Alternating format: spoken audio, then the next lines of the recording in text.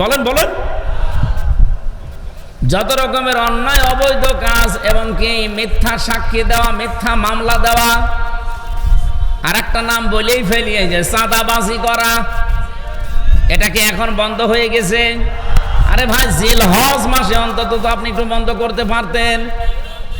কাফেররা এ মাসের সম্মান দিয়ে তারা সব অন্যায় অপরাধ বন্ধ করে দেয়, আর আমরা আজ পর্যন্ত সম্মান দিয়ে এ মাসে অন্যায়গুলো বন্ধ করতে পারি নাই।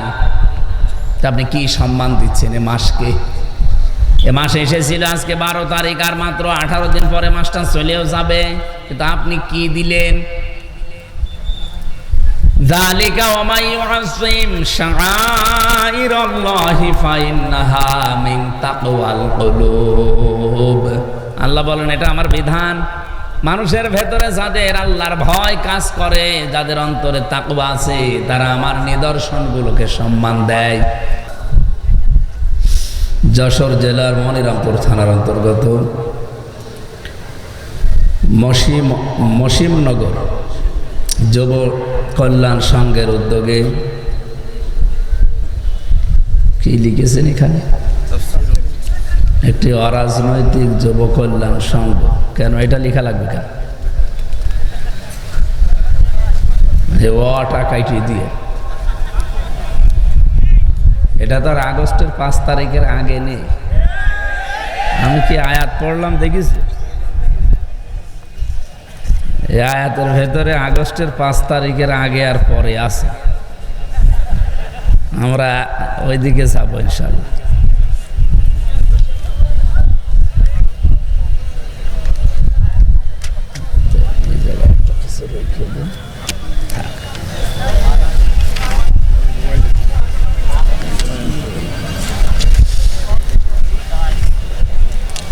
বিশ্বনবী মোহাম্মদ রাসূলুল্লাহ সাল্লাল্লাহু আলাইহি ওয়াসাল্লাম 17 বছর বয়সে একটা সংঘ বানিয়েছিলেন, মনে আছে না আমাদের?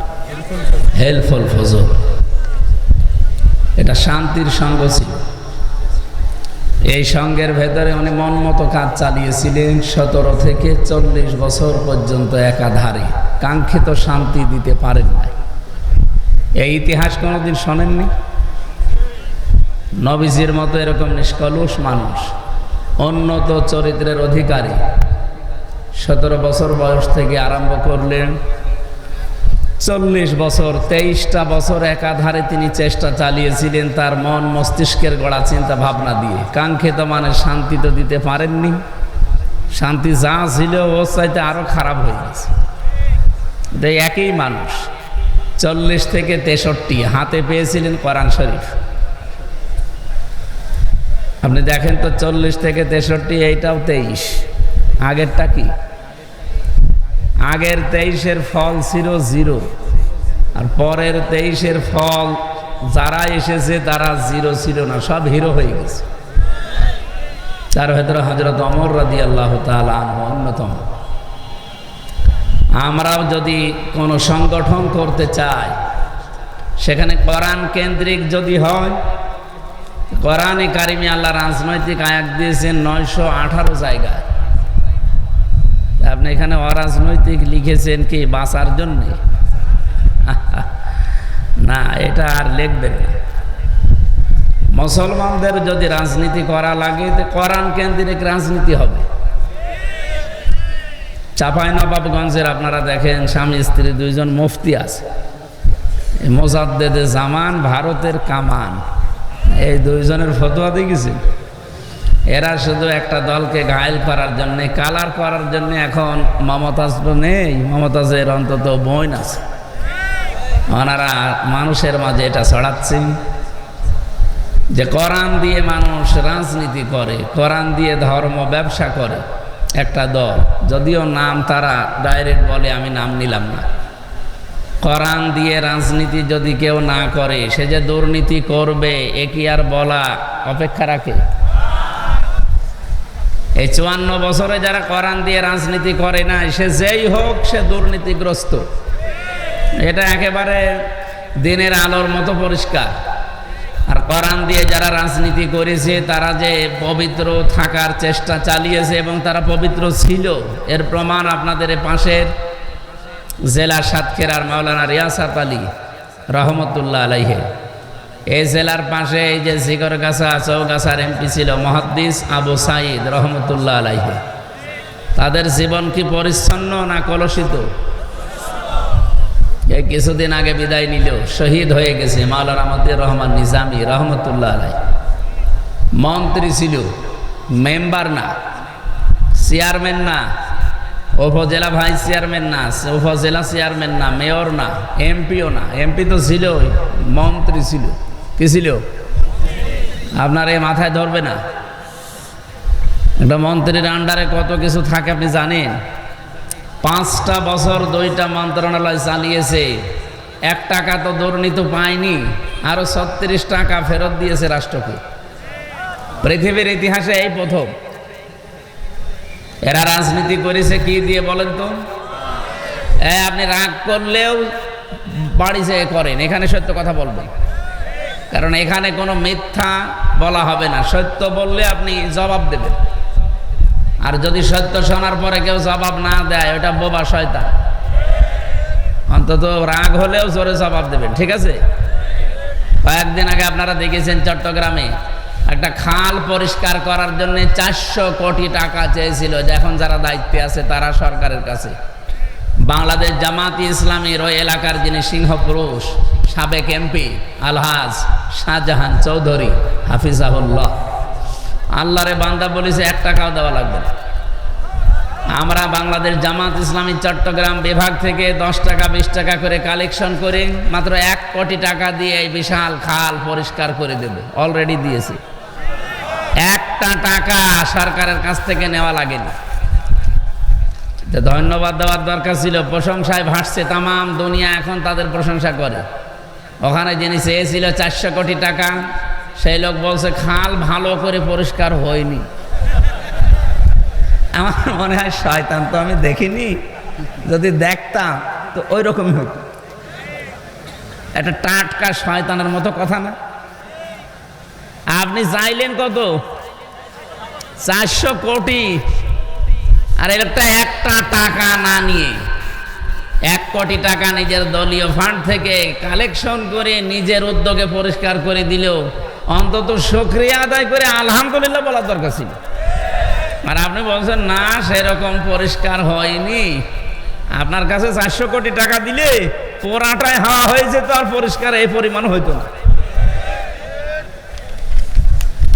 এই জন্য আমার মূল কথা হচ্ছে, বিশ্বনবী নিজে এত বড় চরিত্রের অধিকারী, তিনি 23 বছর কোরআন ছাড়া চেষ্টা চালিয়েছেন, রাজনীতি করেছেন, এর আগে কিচ্ছু হয়নি। কিন্তু কোরআনে কারিম দিয়ে যখন আরম্ভ করেছে, এমন এমন মানুষ তৈরি হয়েছে, কিয়ামত পর্যন্ত ওই রকম মানুষ আর মনে হয় হবে না। হবে না? ওমরের মতো মানুষ তামাম দুনিয়া মিলে আর বানাতে পারবেন না। তিনি রাষ্ট্রপ্রধান হওয়ার পরও প্রতিদিন 5টা করে ভালো কাজ করতেন। 5টা ভালো কাজ মানে প্রতি রাত্রে তিনি 5 বার করে সুবহানাল্লাহ পড়তেন, আর 2 রাকাত করে নামাজ পড়তেন, আর 1 খতম করে কোরআন শরীফ পড়ে দিলেই হয়ে গেল নাকি? আমরা তো ভালো কাজ এইগুলোই মনে করি না। এটা ভালো কাজ শুধু না, ভালো কাজ হযরত ওমর যেটা করতেন, প্রতিদিন অন্তত 5টা পরিবারের খবর এলাকার ভেতরে তিনি নিতেন। যে রাতেই একেবারে তার পুরা জীবন পড়ে আমি দেখেছি, যে রাতে একেবারেই কিছু হয়নি, অন্তত 3টা ভালো কাজ তিনি করেছেন। সে কি কাজ? রাতের বেলা যে দেখলেন যে এক বাড়ি থেকে একটা লোক বের হয় আবার প্রবেশ করে, উনি যে হাত চেপে ধরলেন, ডাক দিয়ে বললেন, আল্লাহর বান্দা, বারবার এর বাড়ি থেকে বের হন আবার প্রবেশ করেন, কি আপনি কি? লোকটা বলছে, আমি তো বাড়ির মালিক। মালিক তো বারবার বের হন কেন? লোকটা বলছে, পথিক আপনি কে? আপনাকে তো চিনি না। আমার স্ত্রী সন্তান সম্ভবা, এমন একটা বিপদে আমি আছি, এরকম বিপদে জীবনে আমি পড়ি নাই, আর আমি এ বিষয়ে একেবারে অনভিজ্ঞ, কিচ্ছু জানি না যে ডেলিভারি কি করে করাতে হয়। স্ত্রী ব্যথার যন্ত্রণায় ছটফট করছে, বাধ্য হয়ে বারবার বাইরে আসি আবার ভেতরে যায়। হযরত ওমর সঙ্গে সঙ্গে বাড়িতে গেলেন, স্ত্রীকে ডাক দিয়ে বললেন, আব্দুল্লাহর মা, আল্লাহ জান্নাত বিক্রি করছে, যদি কিনতে চাও আমার সাথে দৌড়াও। উনি আমার মতো হামজা না, সাধারণ মানুষ না, দেশের প্রেসিডেন্ট, 12.5 লক্ষ বর্গ মাইল এলাকার প্রেসিডেন্ট। এ বিশাল এলাকার দায়িত্বে থাকার পরে স্ত্রীকে বলছে, আল্লাহ জান্নাত বিক্রি করছে, যদি কিনতে চাও আমার সাথে দৌড়াও। বলেন তো, একটা বাংলাদেশের কোন মেম্বারও এই কাজ তার বউ দিয়ে করাবে? আপনি পেয়েছেন আজ পর্যন্ত? স্ত্রীকে বললেন, যদি সত্যি আমার সাথে দৌড়াতে চাও, কিছু তেল, আটা, তরকারি একটা বস্তার ভেতরে নাও, কিছু তেনা নাও, ন্যাকড়া নাও, কাপড় নাও, এগুলো কাজে লাগবে। স্ত্রী বলে, জান্নাত কিনতে যাবেন, তেল নেব কেন, কাজে লাগবে। নিয়ে গেলেন। ওই রাতে ওই লোকটার বাড়ির ভেতরে প্রবেশ করালেন স্ত্রীকে। বাইরে দাঁড়িয়ে আছে। কিছুক্ষণ পরে আওয়াজ এলো, খলিফাতুল মুসলিমের, আপনার বন্ধুকে সুসংবাদ দেন, তার একটা পুত্র সন্তান হয়েছে, ছেলেটাও ভালো আছে, মাও ভালো আছে। হযরত ওমর সঙ্গে সঙ্গে পড়লেন আলহামদুলিল্লাহ। পাশে ছিল বাড়িওয়ালা, কত বলছে ইন্না লিল্লাহ। হযরত ওমর বলেন, আপনি ইন্না লিল্লাহ পড়েন, আপনার তো আরো খুশি হয়ে আলহামদুলিল্লাহ পড়ার কথা। লোকটা বলে, খলিফা আমি আপনাকে চিনতে পারি না, রাতের বেলা মেহেরবানি করে আমারে মাফ করে দেন। বাড়ি থেকে কিছু টাকা নিয়ে এসে লোকটাকে খলিফার হাতে দিয়ে বলে, এই টাকাগুলো ওই যে রাতের বেলা যে নার্স নিয়ে এসেছিলেন, যে মহিলা নিয়ে এসেছিলেন, সেবিকা, ওই মহিলাকে দিয়ে দেবেন। হযরত ওমর বলে, ভাই রাতের বেলা যে মহিলাকে নিয়ে এসেছি আপনার স্ত্রীর খেদমত করানোর জন্যে, ওটা পেশাদার নার্স না, ওটা সেবিকা না, ওটা ধাত্রী না, ওটা আমার নিজের স্ত্রী, ও টাকা দেওয়া লাগবে না। এই যে বললাম না, যে রাতে একেবারে ভালো কাজ করতেন না, তাও 3টা করতেন, তার ভেতরে এটা একটা। এটার নাম কি? ভালো কাজ। এইরকম ভালো কাজ বাংলাদেশে আছে? আমরা ভালো কাজ, এই যে চলে গেল একটা বিশাল রজনী, এখনো চলছে। এই 10, 11, 12 জিলহজ, কত গুরুত্বপূর্ণ রাত চলে গেল। এই রাতগুলোতে ভালো কাজ আমরা মনে করেছিলাম শুধু কোরবানির গোশত, মরণের খাওয়া খাবো, এই ভালো কাজ আমরা বুঝি নাই। হযরত ওমরের মতো মানুষ তৈরি করেছিলেন এই কোরআনে কারিমের রাজনীতি দিয়ে। এই জন্য এই শব্দটা আগামী থেকে আর লিখবেন না। আর কেউ যদি বাধা দেয় যে রাজনৈতিক শব্দ কোরআনের সাথে মেলে না, ওরে আমার কাছে নিয়ে যাবেন কুষ্টিয়া। ও কোরআন পড়তে পারে কিনা ওরে আমি জিজ্ঞাসা করব। আমি এখানে তেলাওয়াতে 2 কিরাত পড়েছিলাম। 7 কিরাতে কোরআন শরীফ পড়া যায়। আমার 7টার উপরে আয়াত আছে। আমার বিশ্ববিদ্যালয়ের সাবজেক্টই ছিল কোরআন। তার ভেতরে আমি 2টা কিরাত এখানে পড়েছিলাম। আপনারা আলেম ছাড়া হয়তো যারা মনে করছেন ইব্রাহিম না বলে ইব্রাহাম বললো, মানে এটা আর একটা কিরাত আছে। আমরা যদি কিরাতের ক্লাস নেই, ওইদিকে আমরা যাব ইনশাআল্লাহ। আমরা বোঝাতে চাচ্ছিলাম, আগামী থেকে কোরআনে কারিম দিয়ে রাজনৈতিক কথা বলবেন না, এটা রাজনৈতিক মঞ্চ নয়। এই কথা যদি কেউ বলে, আমার সামনে যেন বলবেন না ভাই, কারণ আপনি যে বিষয়ে জানেন না, ওই বিষয়ে আপনার কথা বলা ঠিক না। আমার জীবনই কাটছে কোরআনের ওপরে। আমি সেই ছোটবেলা থেকে এর সাথে লেগে আছি। আমি কারিয়ানা শেষ করেছি কোরআনের ওপরে নাকি হাদিসের ওপরে? হাদিসের ওপর কারিয়ানা হয়? কিসের ওপরে? এরপরে হাফেজি পড়েছিলাম এই কোরআনটা মুখস্থ করি। আমি কামেল করেছি কোরআনের ওপরে, অনার্স মাস্টার্স আমার কোরআনের ওপরে। তো আমার এখনো এমফিল চলছে কোরআনের ওপরে, পিএইচডিও আমার কোরআনের ওপরে। তো বলেন তো, আপনার কাছ থেকে যদি এখন জিজ্ঞাসা করে করে শুনে শুনে করা লাগে, কোরআনের কথা বলা লাগে যে এটা রাজনৈতিক কথা, এটা অরাজনৈতিক কথা, তা আমার গলায় দড়ি দিয়ে মরিয়ে যাওয়ার দরকার না? কোন আলেম যদি এরকম, এই যে সেলিম জাহাঙ্গীর ভাই, এরপরে আরো যারা আলেম আছে আজকে যিনি কথা বলছিলেন, এনারা যদি বলে না এটা রাজনীতি, তখন অন্তত পরামর্শে বসা যায়। আপনার পেটে বোম মারলে আপনি ইব্রাহিম হবে না ইব্রাহাম হবে, আপনি তাও বলতে পারেন না। আর আপনার কাছে জিজ্ঞাসা করে কথা বলা লাগবে? আগামী থেকে আলেমদের এভাবে আর বাধা দেবেন না। যুব কল্যাণ সংঘের উদ্যোগে মহাবিশ্ব এটা তাফসীরুল কোরআন মাহফিল আপনারা দিয়েছেন। যদিও এই সময় এখন তাফসীর মাহফিলের সময় আমাদের এই দেশে না, আমাদের দেশে ওই অক্টোবর, নভেম্বর, ডিসেম্বর, জানুয়ারি, ফেব্রুয়ারি এই মাসগুলোতেই বেশি হয় শীতের সময়। বাকি সময়গুলো কখন বৃষ্টি কাদা লেগে যায় বলা যায় না। এগুলো বাইরের দেশগুলোতে আমার এখন আলোচনার বেশিরভাগ শিডিউল নেওয়া বাইরের দেশে, ওগুলোতে ওই ফাঁকা ময়দানে দেয় না, ওগুলো দেয় সব অডিটোরিয়াম।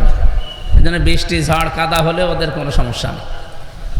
তারপরও সাহস করে এলাকার মানুষ যখন অন্তত দিয়েছেই, আর পরিবেশটাও আজকে অলরেডি এখনো পর্যন্ত ভালো আছে নাকি, বৃষ্টি যেন ঘন্টাখানেক পরে হয়। আমরা কোরআনে কারিম থেকে কিছু গুরুত্বপূর্ণ কথা আজকে, আমি বলেছিলাম না আগস্টের 5 তারিখের আগে আর এই 10 মাস আমি আজকের আয়াত দিয়ে মিলাবো ইনশাআল্লাহ। আল্লাহ যেন সহজ সরল ভাষায় বোঝানোর তৌফিক দেয়। 3 বছর জেলখানার আমার যতটুকু ধারণা আছে মনে আছে, 3 বছরের ভেতরে প্রত্যেক দিন তাহাজ্জুদ আমি যতদিন পড়েছি আমার এই দোয়াটা ছিল প্রতিদিন নফল নামাজের সেজদায় গিয়ে, সে আল্লাহ বাইরে যদি কোনো দিন যেতে পারি, কোরআনের কথাগুলো সহজ সরল ভাষায় তোমার বান্দা বান্দীদের সামনে বলার সুযোগ করে দিও, যেন আমি বোঝার আগে তারা বুঝে ফেলে। এই জন্য আমার মনে হয় আমার কথা পাগলেও বুঝে ফেলে। আপনারা বুঝবেন ইনশাআল্লাহ, আশা করছি। আজকের মাহফিলের সম্মানিত সভাপতি জনাব জাফর ইকবাল, আতালাল্লাহু আমরাহু ওয়া বারাকাল্লাহু ফি হায়াতি, আমিন। এতক্ষণ যিনি আলোচনা রাখলেন সেই খুলনা থেকে এসেছেন বিশিষ্ট ইসলামিক চিন্তাবিদ মাওলানা আসাদুজ্জামান আসাদ।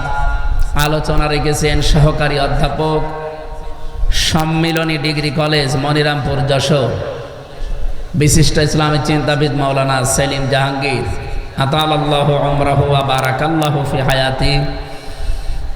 এটা মাহিদিয়া নাকি ওইটা না, ওই যে একটা মাহিদিয়া ফাজিল মাদ্রাসা আছে না পাশে, যাক মাওলানা প্রিন্সিপাল এসেছে, কি যেন নাম, মাওলানা ওমর ফারুক, অধ্যক্ষ মাওলানা ওমর ফারুক এসেছে, এক ফাজিল মাদ্রাসার প্রিন্সিপাল সাহেব। মাওলানা রবিউল ইসলাম খুলনা এসেছে, আমার বড় ভাইরা এসেছে, খালিদ সাইফুল্লাহ, যার মাধ্যমে আজকের এই অনুষ্ঠানটা নেওয়া। আমি এখন মাহফিল করি না, ভাইরা ভাই তো না নিলে আবার আমার ম্যাডামের কাছে তাল লাগাবে, আর এক ঝামেলায় পড়বো, এই কারণে নিয়েছি। কিন্তু এসে যে অনেকক্ষণ বসে থাকতে আমার আসলে বিরক্ত লাগে, এই জন্য মাওলানাকে ডিস্টার্ব করছিলাম।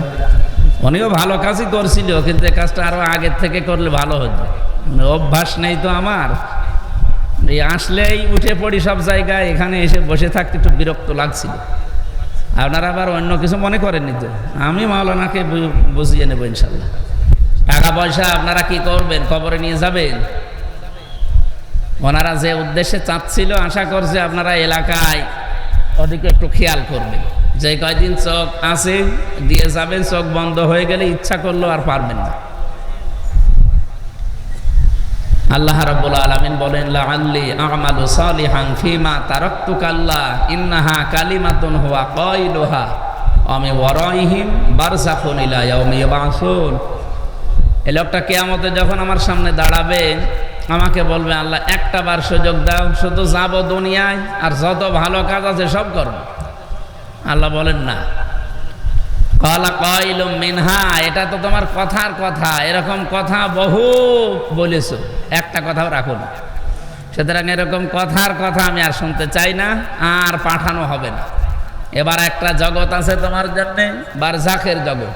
কিসের জগৎ? এই বারজাখের জগতে প্রবেশ করো, এখানে থাকো, কিয়ামতের দিন তোমাকে আবার তোলা হবে। বলেন ওই সময় আপনি যতই হাই হতাশ করেন, আফসোস করেন, কাজ হবে? এই জন্য এখনই সতর্কবাণী উচ্চারণ করে দিলাম আল্লাহর পক্ষ থেকে। আশা করছি যতদিন চোখ ভালো আছে, বন্ধ না হয়, আল্লাহর এই ঘরের দিকে খেয়াল করবে। আল্লাহ কবুল করুন, আমিন। মঞ্চে বসা আছেন ইসলামী আন্দোলন, বিশেষ করে একামতে দিনের যারা দায়িত্বে আছে বাংলাদেশে, তাদের ভেতর অন্যতম এই মানুষগুলো। ওয়ারফা'না লাকা যিকরাক, আল্লাহ এদের মর্যাদা, সম্মান দুনিয়া আখিরাতে আরো যেন বাড়িয়ে দেন, বলেন আমিন। সামনে বসা মুসলমান ভাইরা, পর্দার আড়ালের সম্মানিতা মা এবং বোনেরা, প্রশাসনের ভাইরা, আজকে আমি খুলনা রেঞ্জের ডিআইজি সাহেব, যিনি আমাদের এই খুলনা বিভাগের 10টা জেলার দায়িত্বে আছেন, ডিআইজি রেজাউল হক, হাফিজাহুল্লাহ, আল্লাহর বান্দার সাথে কিছুক্ষণ আগে কথা বলছিল। বললাম যে স্যার আপনি কোথায় আছেন? যে আমি অফিসে আসলাম। এখন অফিস মানে এখন কিসের অফিস? মানে সাতক্ষীরায় ছিলাম, অনুষ্ঠান শেষ করে এই পৌঁছালাম। তার মানে প্রশাসনের, পুলিশের বিশেষ করে দায়িত্ব 24 ঘন্টায়, ওদেরকে 8 ঘন্টা ডিউটি। এই কথা বললেন না? ডিউটি কয় ঘন্টা? 24 ঘন্টা। এরপরও ওদের কোনো দাম নেই। ওই আগস্টের 5 তারিখের আগে যা করে রেখেছে ওই বদনামি চলছে। ওই সময় তো আর পুলিশ ছিল না, ওই সময় আর একটা নাম ছিল, পুলিশ লীগ। কি ছিল? এখন যদি তারা থাকেও খুব কষ্টে আছে। তো বাকি যারা আছে এগুলো তো অন্তত পুলিশ। এই জন্য আমার মনে হয় আমি উপরে আমার যতটুকু আয়ত্ত আছে আমি চেষ্টা চালাবো। আর সামনে যদি আল্লাহ পরিবেশ করে দেয়, আমার 2টা দাবি আছে প্রশাসনের। 1 নম্বরে ওদের বিভাগটা আলাদা করে, ওরা শুধু আইজির কথা মতো চলবে, কোনো নেতা খেতা নেত্রী এদের কথা মতো চলবে না। এ দেশ কন্ট্রোল করার জন্য আর কাউকে লাগবে না, শুধু পুলিশের পোশাকই যথেষ্ট। 2 নম্বরে ওনাদের 8 ঘন্টা করে ডিউটি। আমাদের এই দেশে যারাই চাকরি করে কয় ঘন্টা বলেন? সরকারি বেসরকারি যত অফিস আদালতে চাকরি করেন 8 ঘন্টার বেশি ডিউটি নেই। 8 ঘন্টার পরে যদি আপনি ডিউটি করেন 2-4 ঘন্টা 5 ঘন্টা, ওটা ওভার টাইম। ওর আলাদা বেতন দেওয়া লাগে না? লাগে না? তো পুলিশ 8 ঘন্টা ডিউটি করে ও বউ বাচ্চা নিয়ে বাড়িতে থাকবে। বাকি এই সময় এই যে এখানে এসে বসে আছে প্রায় 20-21 জন, ওরকে এখন ডিউটি, এখন কেমন কারণ বসে থাকবে? ও সকাল 10টা থেকে বিকাল 4টা পর্যন্ত ডিউটি করে বাড়ি যেয়ে বউ ছেলে মেয়ে নিয়ে কাজ করে খাবে। এই সময় ওর এখানে এসে রাত 11টায় বসে থাকা লাগবে কোন কারণে? এই আলাদা যে এই 5-7 ঘন্টা এখন যে ওভার টাইম করছে, এর জন্য কি বেতন বাড়া আছে? তো ঘোষ খাবে না, করবে কি না? আপনারা আবার অন্যদিকে নিয়েন না। আমি চাই যে আগামীতে এদের এই ওভার টাইম যেই কয় ঘন্টা হবে, 5 ঘন্টা 7 ঘন্টা 10 ঘন্টা 8 ঘন্টা ডিউটির পরে যেই কয় ঘন্টা ডিউটি করবে ওদের হিসাব করে টাকা দেওয়া লাগবে। আমি জানি ওদের অনেক ভালো ভালো কাজ করার ইচ্ছা আছে, কিন্তু পারে না বাস্তবতার কারণে। এমন এমন অফিসার আছে যে অফিসার নিজে বেতন পায় হয়তো 42,000 টাকা, কিন্তু বাসা ভাড়া করে স্ত্রী আর ছেলে মেয়েকে রেখেছে ঢাকাতে 50,000 টাকা বাসা ভাড়া। 42,000 টাকা দিয়ে এখনো কয় হাজার টাকা লাগবে? ওইটাকে ফেরেশতা জিবরাইল দিয়ে যাবে? ওই তখন একটু এদিক ওদিক করে বদনাম হয়ে যায়। অথচ ডিউটি করে তো 24 ঘন্টার 18 ঘন্টা। আপনি 8 ঘন্টা পরে যে কয় ঘন্টা ডিউটি করবে ওই ঘন্টায় টাকা দেন। আমি আকিজ গ্রুপে ছিলাম, আকিজ গ্রুপে 8 ঘন্টার পরে যেই কয় ঘন্টা ডিউটি করবেন ওই কয় ঘন্টা ওভার টাইমে টাকা দেওয়া লাগবে তাদের। শুধু বাংলাদেশে প্রশাসনে এই নিয়মটা নেই, আগামী থেকে এটা যদি ইসলাম আসে, কারণ পুলিশ এই বিভাগ চালু করেছিল হযরত ওমর। কে? পুলিশ বিভাগ যেটা আমরা দেখি প্রশাসনে, এই বিভাগটা চালু করেছিল হযরত ওমর রাদিয়াল্লাহু তাআলা আনহু। তারা আজ অবহেলিত এবং মানুষের কাছে গালি নাতি ঝাঁটা খেতে খেতে জীবন শেষ হয়ে গেল। ওরা বাস্তবতায় যেহেতু অনেক থেকে যায়। ডিআইজি সাহেব আমারে বলছিল আপনি 8 ঘন্টার পরে যতই ওদেরকে, কিছু পুলিশ, সবাই না, কিছু পুলিশকে যদি আপনি একেবারে ওভার টাইমের বেতনও দিয়ে দেন ও তাও ঘুষ খাবে। আমার মনে হয় আমি কথা একেবারে 100% সঠিক বলেনি, অন্তত 99%। পুলিশ ভাইরা, আপনারা যে দায়িত্বে আছেন কখনো নিজেদেরকে ছোট মনে করবেন না। এটা বিশাল মহান পেশা একটা। নবীজি জানিয়েছেন 2টা চোখ জাহান্নামে যাবে না, তার একটা এরা। যারা এই রাতের বেলা মানুষের জান মাল ইজ্জত আবরু হেফাজতের জন্য রাত জেগে পাহারা দেয়, এই মানুষের চোখ আল্লাহ জাহান্নামে দেবে না। সুবহানাল্লাহ বলতে পারেন না? 2 নম্বরে যারা রাতের বেলা নিজের অপরাধের কথা স্মরণ করে কান্নাকাটি করে। আল্লাহ আমাদেরকে এইরকম শুকরগুজারি বান্দা হওয়ার তৌফিক দান করেন, বলেন আমিন। প্রশাসনের যে ভাইগুলো আজকে শৃঙ্খলার দায়িত্বে এসেছেন সবাইকে নিয়ে আল্লাহর দরবারে শুকরিয়া জানাচ্ছি, বলেন আলহামদুলিল্লাহ। আরো জোরে বলেন আলহামদুলিল্লাহ। দরুদ আর সালাম পাঠ করি আমাদের নবী, মানবতার মহান শিক্ষক মুহাম্মদুর রাসূলুল্লাহ সাল্লাল্লাহু আলাইহি ওয়াসাল্লামের প্রতি। আপনারা জানেন এটা জিলহজ মাসের 12 তারিখ। 4টা মাস আল্লাহর কাছে পবিত্র, আমরা কোরআন থেকে জেনেছি।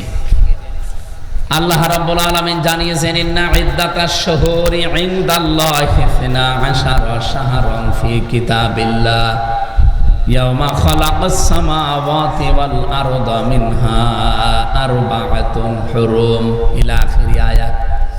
সূরা তাওবার 36 নম্বর আয়াতে এসেছে, অবশ্যই গণনার দিক থেকে আল্লাহর নিকটে মাসের সংখ্যা 12টা। আসমান আর জমিন আল্লাহ যেই দিন তৈরি করেন ওই দিন 12টা মাসের নাম তার কিতাবে তিনি লিপিবদ্ধ করেছিলেন। কয় মাস? জানুয়ারি, ফেব্রুয়ারি, মার্চ, এপ্রিল, না বৈশাখ, জ্যৈষ্ঠ, আষাঢ়, কি মহররম, সফর। এই 12টা মাসের 4টা মাস আল্লাহর কাছে একেবারেই পবিত্র। আল্লাহ নিজে বলেন সম্মানিত। তার ভেতরে মহররম, রজব, জিলকদ, আর এখন চলছে যেটা জিলহজ। ওই জামানায় আমি দেখেছি তাফসিরের ভেতরে কাফেররা পর্যন্ত এই 4টা মাসকে তারা সম্মান দিত। ওদের তো গোষ্ঠীগত দ্বন্দ্ব চলতো সারা বছর, কিন্তু এই 4 মাস আসলে তারা বলতো না এটা সম্মানিত মাস, এই জিলহজ মাস, এটা সম্মান দেওয়া লাগবে। সুতরাং মারামারি, গন্ডগোল, কেস কাম, মামলা মকদ্দমা যা আছে আপনার সাথে, এই 4 মাস আর হবে না। এ মাস চলে যাক, আপনাকে আবার আমি দেখে নেব। আপনি বলেন তারা কাফের, তারপরও আল্লাহর এই মাসকে তারা সম্মান দিয়েছে এইভাবে। এ মাস আসলেই তারা মারামারি, গন্ডগোল, মনোমালিন্য সব বন্ধ করে দিত। বাংলার মুসলমানেরা বলেন তো আমরা কি এই মাসের সম্মান এইভাবেও দিতে পারছি?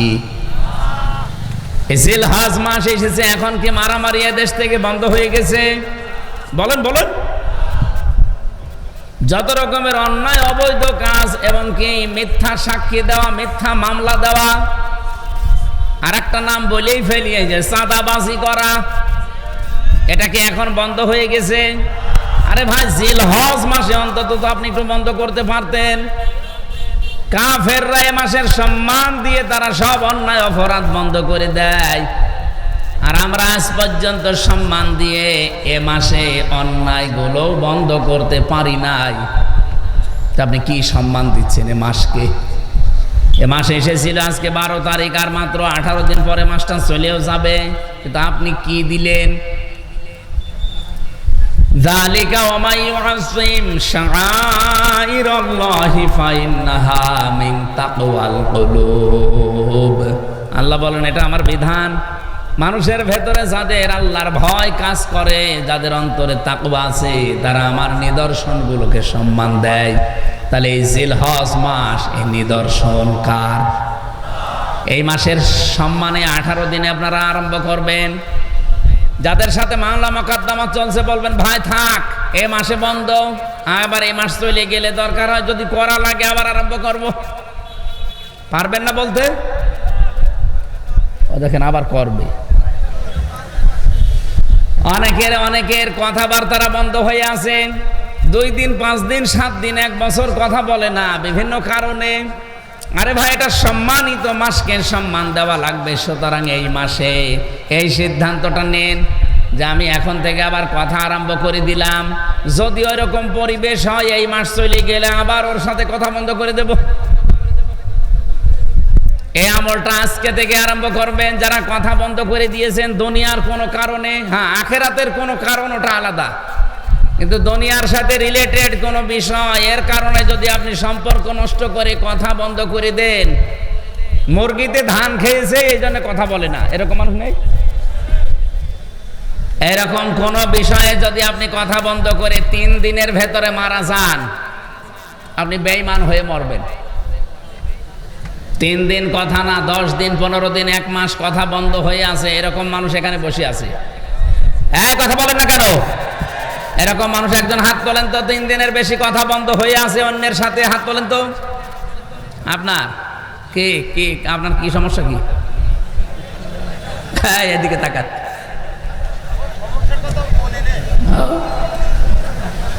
এখানে আসবেন না, ঘন্টাখানিক সময় দেন। এই যে একটা নিষিদ্ধ কাজ, এটা এই কাজটা আমাদের ভেতরে চলছে, অথচ এ মাস পবিত্র মাস চলেও যাচ্ছে। কাফেররা এ মাসকে সম্মান দিয়ে অবৈধ কাজ বন্ধ করে দিত, আর আমরা এ মাসের সম্মান দিয়ে অবৈধ কাজ আরো বেশি করি। নবীজির হাদিস হচ্ছে মানিদ দাআ আন আবি যাররিন রাদিয়াল্লাহু তাআলা আনহু قال قال النبي صلى الله عليه وسلم মানিদ দাআ মা লাইসা লাহু ফালাইসা মিন্না ওয়ালিয়াতাবাওয়া মাকআদাহু মিনান নার, রাওয়াহু মুসলিম। বিশ্বনবী জানিয়েছেন, কোন ব্যক্তি যদি এমন জিনিসের দাবি নিজে করে যে জিনিসের মালিক সে না, আমি আল্লাহর নবী বললাম দুইটা ক্ষতি তার জীবনে হবে। এক নম্বরে ফালাইসা মিন্না, ওই দিন থেকে ও আমার উম্মত আর নেই। এদিকে তাকান। দুই নম্বরে বলে ইয়াতাবাওয়া মাকআদাহু মিনান নার, সে যেন জাহান্নামে নিজের একটা স্থান তৈরি করে নিল। ও যশোরবাসী, এ খুলনা বিভাগের 10টা জেলায় থাকলে আমার মনে হয় আমি বাড়ির ভেতরে আছি। বাড়ির লোককে যেভাবে আমি ভালোবাসি, পছন্দ করি, আপনাদের এই 10টা জেলার মানুষও আমার কাছে ওই রকমই। এজন্য বড় ভালোবাসা নিয়ে বলছি, যে জিনিস আপনার না, ওই জিনিস যদি নিজের আয়ত্তে নিয়ে নেন, দাবি করেন, জোর জবরদস্তি করে, দখল করে, চাঁদাবাজি করে নিজের আয়ত্তে নিয়ে নেন, ওটা এখনই ফেরত দেবেন। যদি ওটা ফেরত না দেন, আপনি কিন্তু ফালাইসা মিন্না, নবীর উম্মত আর নেই। আর আপনি যদি নবীর উম্মতি না থাকেন, আপনার জন্য আমি মরে গেলে বিসমিল্লাহি ওয়া আলা মিল্লাতি রাসূলিল্লাহ পড়ে করব কি? যে আল্লাহর নামে রসুলের দলে তুলে দিয়ে গেলাম, আপনি তো রসুলের দলে নেই। এই কথা বলেন না কেন? এই জন্য যারা অন্যের জিনিস নিয়েছেন, আগস্টের 5 তারিখের পরে এগুলারও বেশি আরম্ভ হয়েছে। অনেকে যে যা সেখানে পেয়েছে, বাবা শাহজালাল সব হালাল। এই চরিত্র যারা, তারা এই মাল ফেরত দেওয়া লাগবে। কারা কারা ফেরত দেবেন হাত তোলেন তো। এই এলাকায় মনে হয় এসব শুরু হয়নি। যদি কারো কিছু দখলে রাখেন যেটা আপনার আসলে না, ওটা ফেরত দিয়ে দেবেন। হাদিসের টিকা বলছি এবার, এদিকে তাকান। হাদিসের টিকায় মুহাদ্দিসিন কিরাম লিখেছেন, হ্যাঁ, কোন জিনিস যদি আপনার আয়ত্তে ছিল, আপনার নিজেরই, কিন্তু এটা আপনি হাতছাড়া করে ফেলেছিলেন, হারিয়ে ফেলেছিলেন, বেদখল হয়ে গিয়েছিল, ওটা যদি আপনি আবার ফেরত পান, তাহলে আপনি হাদিসের শাস্তির আওতামুক্ত থাকবেন। কি বুঝলেন? মনে করেন আমার একটা দোকান ছিল, এটা আমারই, এই 15 বছরে হাত ছাড়া হয়ে গিয়েছিল, দখল হয়ে গিয়েছিল, অন্য জোর করে কেড়ে নিয়েছিল। এখন আমি ওইটা আবার ফেরত পেয়েছি, তাহলে আমার জিনিস আমি ফেরত পেলাম, আমার অসুবিধা নেই। কি কথা বলছেন? তাহলে ফালাইসা মিন্না আমার জন্য না, আমি নবীর উম্মত থাকবো না, না, এটা আমার জন্য না, কারণ আমার জিনিস আমি পেয়েছি। কিন্তু যেটা আমার না, ওইটা যদি আমি জবরদস্তি করে দখল করে নেই, তাহলে আমি কিন্তু আর নবীর উম্মত নেই। এক কথা বলেন। বাংলাদেশে ইসলামী ব্যাংক নিয়ে কিছু মানুষ ফতোয়াবাজি করে, এমনকি অনেকে ফতোয়া দিয়েছে যে ইসলামী ব্যাংকও ছিনতাই হয়ে গেছে। আপনি এরকম ডাহা মিথ্যা কথা বলেন কি করে? ইসলামী ব্যাংকে আপনার বাবার, যাদের ব্যাংক তারা ফেরত পেয়েছে। এক কথা বলেন না কেন?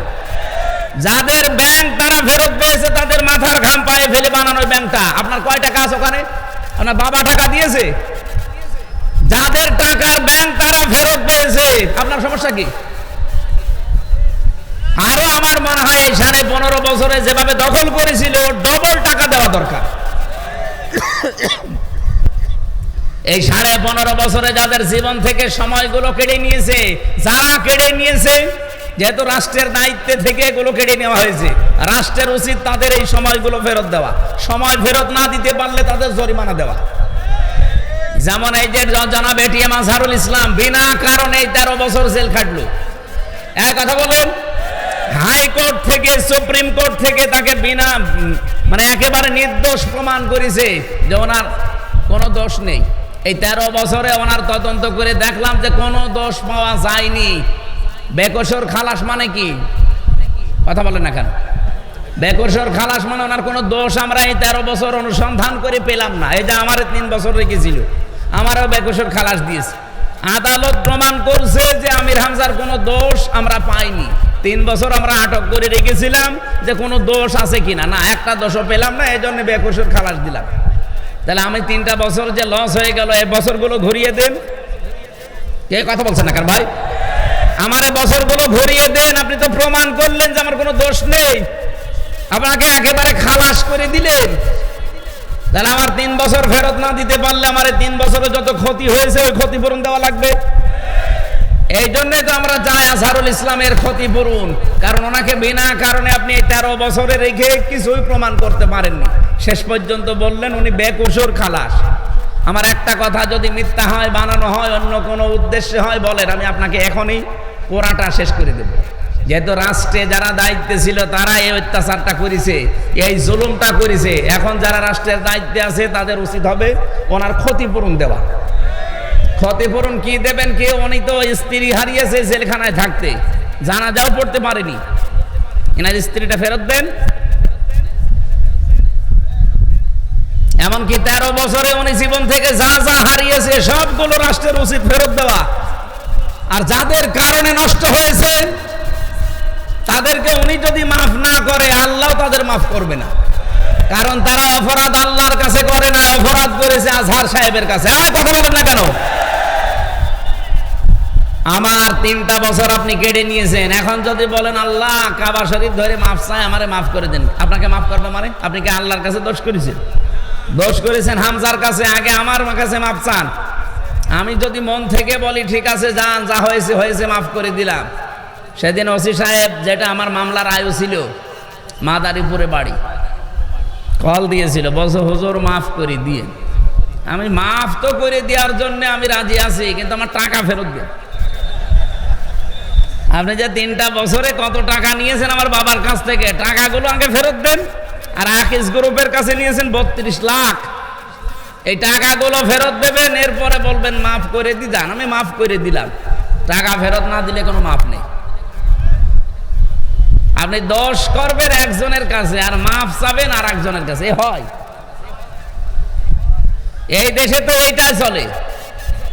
অপরাধ করে একজনের কাছে, মাফ চায় আর একজনের কাছে। এটা পাগলামি ছাড়া আর কিছু না। এই যে কয়েকদিন আগে কামরুল বলে একজনের মন্ত্রী ছিল, মাথা ফেটে গেছে, পড়েছে, পায়খানায় পড়েছে, মাথা ফেটে গেছে। ওনার মন্ত্রিত্ব থাকাকালীন একটা অপরাধ করেছিল, পচা গম। আপনি শোনেননি? পচা গম ধরা পড়েছিল।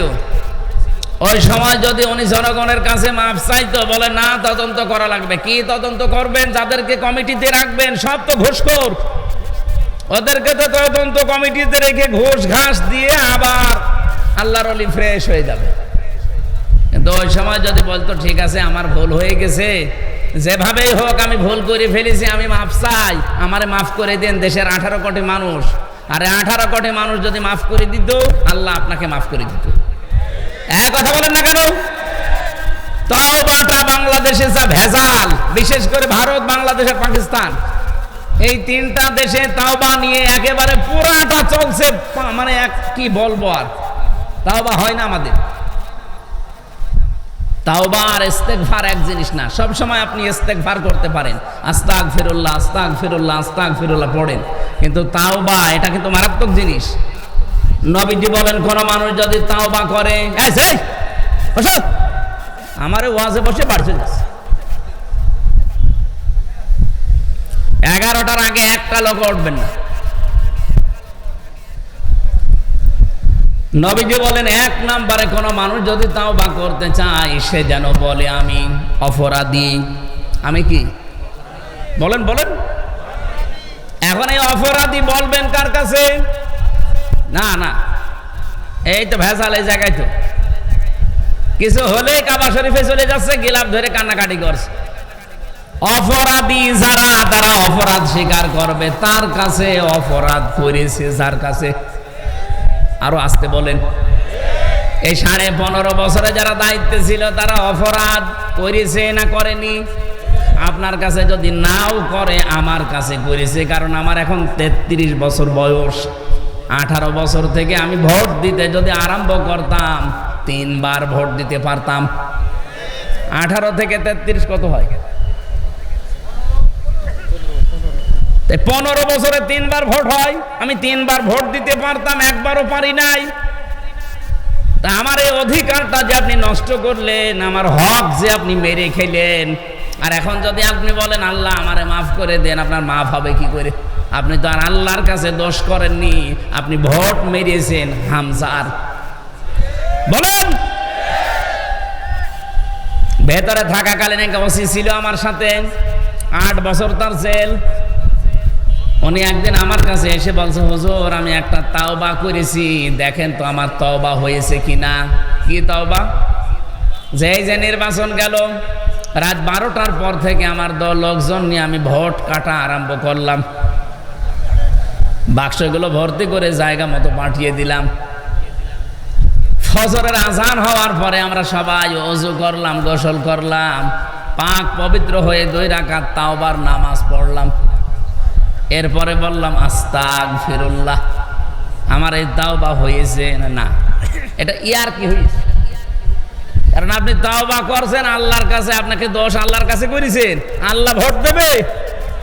যাদের ভোটগুলো কেটে কেটে বাক্স ভর্তি করে পাঠিয়ে দিলেন, এই মানুষগুলোর কাছে আগে মাফ চাওয়া লাগবে। কারণ অপরাধ যার কাছে স্বীকার করবেন।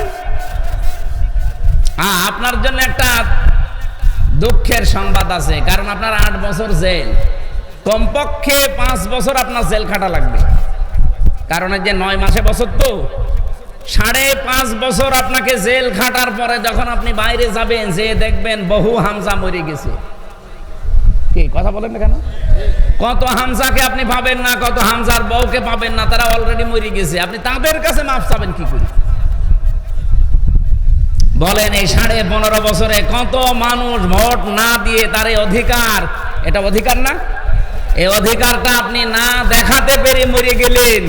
যারা এই অবৈধভাবে ক্ষমতায় ছিলেন, এটা তো অবৈধভাবেই থাকা। কারণ আমি নিজে বলছি আমারটা আপনি নেননি, আপনি অবৈধ। আরে অবৈধভাবে থাকার কারণে আপনি অবৈধ সুখ পেয়েছেন না পাননি? একটা এমপির আন্ডারে যত কিছু বাজেট হয়, আমি যতটুকু লেখাপড়া করছি বাংলাদেশ সম্পর্কে আমি যা দেখছি, এগুলো যদি সঠিকভাবে ব্যয় করা হয়, একেবারে বন্যার পানির মতো জোয়ারে ভেসে যাবে। কিন্তু শয়তানরা তো ব্যয় করে না।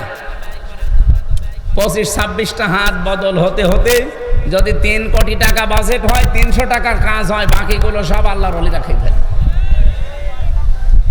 কয়েকদিন আগে আমি মালয়েশিয়া ছিলাম। ওখানে যেই দেশে যাই, মালয়েশিয়া, সিঙ্গাপুর, থাইল্যান্ড, ইন্দোনেশিয়া, এই যে বাহরাইন, সবগুলো দেশে আমি ঘুরলাম। ওরা মাহফিলে নিয়ে যায়। যে দেশে যায় আগে আমার তোলে হোটেলে।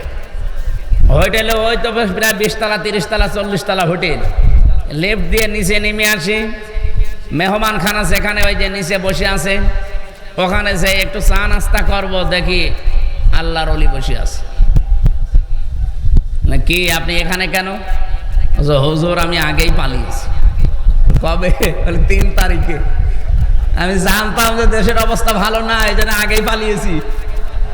পালিয়ে থাকেন কোথায়? এই যে 8 মাস 9 মাস হয়ে গেল, কোথায় থাকেন? এই হোটেলে। আপনি যেন কাউকে বলবেন না। আজ 8-9 মাস আছি, খুব কষ্ট করে বাইরে যেতে পারি না। আপনি বাইরে যেতে পারেন না কেন? আপনার তো 620টা বাড়ি শুনেছি। কত? 620টা বাড়ি তার। একজন মন্ত্রী ছিল, চট্টগ্রামে বাড়ি, থাকতে পারে না। ওই দেশেও তার বাড়ি আছে, সাহেব পাড়া বানিয়েছে, কিন্তু তালা লাগানো। আমাকে যে নিয়ে গিয়েছিল বসে, দেখুন হতো সাহেব পাড়া, এটা সব তালা লাগানো, থাকে না, সব হোটেলে থাকে। আমি বললাম যে আপনি যান না কেন বাড়িতে? বলে বাড়ি যেয়ে মার খাবো। বাংলাদেশের 20 লাখ বাঙালি এখানে কাজ করে, যদি আমারে দেখে পিটিয়ে ভর্তা বানিয়ে ফেলবে। বাইরে যাব, খুব কষ্ট করে আসি এখানে। আমারে শেষে বসে হুজুর দোয়া করেন। কিসের দোয়া? আপনার জন্য দোয়া? আপনি দেশটা ফোকলা করে ফেলেছেন, আর এখন দোয়া চাচ্ছেন আমার কাছে। আপনার জন্য দোয়া আমির হামজা না, আমির হামজার বাপ না, কাবা শরীফের ইমাম করলেও কাজে লাগবে না। কারণ আপনি তো আর আল্লাহর কাছে অপরাধ করেন, আপনি অপরাধ করেছেন 18 কোটি মানুষের কাছে। এরকম অবৈধভাবে যারা চেয়ারে ছিল, বলেন অবৈধভাবে চেয়ারে বসে থেকেই শেষ না অবৈধ সুখ পেয়েছে? অবৈধ সুখ পায়নি। আমি একটা আয়াত বলছি, দেখেন তো কোনোদিন পড়েছেন কিনা? ফাইন্না মাআল উসরি ইসরা, ইন্না মাআল উসরি ইসরা। পড়েছেন? কোনোদিন চিন্তা করেছেন আয়াত নিয়ে? আল্লাহ পাক বলেন ফাইন্না মাআল উসরি ইসরা। এবার একটু তাকান, উসরনের আগে আল্লাহ আলিফ লাম দিয়েছেন, নির্দিষ্ট করে দিলেন, এটা মারিফা। কিন্তু ইসরার আগে আলিফ লাম দেয়নি, এটা অনির্দিষ্ট নাকেরা। আমি আয়াতটা পড়ার পরে এই যে জেলখানায় যে চিন্তা করলাম, কারণ 3টা বছর ধরে আমরা তালাবদ্ধভাবে এক ঘরের ভেতরে ফাঁসির কন্ডেম সেলের ভেতরে রেখেছিল, কোনো কাজ নেই, কাম নেই। কোনো আয়াত পেলেই ভাবতাম যে দেখি এখান থেকে তথ্য বের করা যায় কিনা। চিন্তা করলাম আল্লাহ উসরনের আগে আলিফ লাম দিয়ে নির্দিষ্ট করলেন, পরের শব্দ ইসরার আগে দিলেন না কেন? আবার এর আগে আল্লাহ মা দিয়েছেন, এর আগে আবার ইন্না দিয়েছেন। যারা এখানে আরবি গ্রামার বোঝে ওনাদের জিজ্ঞাসা করেন, ইন্না শব্দটা আল্লাহ গ্যারান্টি দেওয়ার জন্য ব্যবহার করে, মার পরে উসরুন ইসরা। আমি শব্দের দিকে খেয়াল করে মিলিয়ে দেখি, হ্যাঁ এটা তাফসিরে ফি জিলালিল কোরআনের টিকা, এই ব্যাখ্যাটা উনি হালকা দিয়েছেন সাইয়্যিদ কুতুব রহমাতুল্লাহ আলাইহি। উনি বলেন কোন মানুষ যদি পৃথিবীতে একটা কষ্ট সহ্য করে, কয়টা? বলেন বলেন। একটা কষ্ট যদি কোনো মানুষ দুনিয়ায় সহ্য করে, আর ওই কষ্টটা যদি হয় 3টা কারণে, এটা ফি জিলালিল কোরআনে পাবেন টিকায়।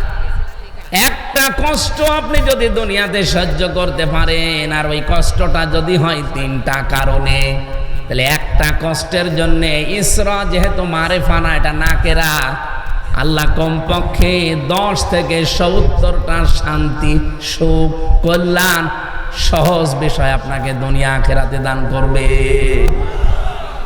না আপনি বুঝেছেন কিনা আমি জানি না। আপনি যদি কষ্ট পেয়ে থাকেন কয় কারণে? বলেন বলেন।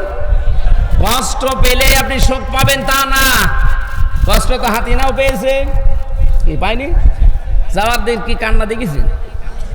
স্বামী মরে গেল, মনে হয় মহিলা তো কাঁদতে দি, ঠিক কন্দন করছিল, কষ্ট না পেলে কাঁদলো কেন? তার এই কষ্টের কান্নাটা কিন্তু 3টা কারণের একটা কারণও আমি পাইনি। 1 নম্বরে আপনি যদি কষ্ট পেয়ে থাকেন দুনিয়ায় আল্লাহর জন্যে, কার জন্যে? বলেন বলেন। 2 নম্বরে রাসূলুল্লাহর জন্যে, 3 নম্বরে মানবতার জন্যে। এই বাংলাদেশে 54 বছর বাদ দিলাম, 15 বছরে আপনি হিসাব করেন, বহু মানুষ আল্লাহর জন্যে তারা চাকরি হারিয়েছে, আল্লাহর জন্য তারা চেয়ার থেকে উপরের চেয়ারে উঠতে পারে নাই। ও যদি আল্লাহর পথ রাসূলুল্লাহর পথ বাদ দিয়ে অন্য কোনো পথে চলতো, ও চেয়ারে খালি উঠতেই থাকতো। এরকম বহু মানুষ উঠেছে না ওঠে নাই? হ্যাঁ বলেন না কেন? যারা এই যে কষ্ট পেলেন এই 3 কারণে, আল্লাহর জন্য, রাসূলুল্লাহর জন্য, মানবতার জন্য, একটা কষ্টের সুখ পাবেন কয়টা?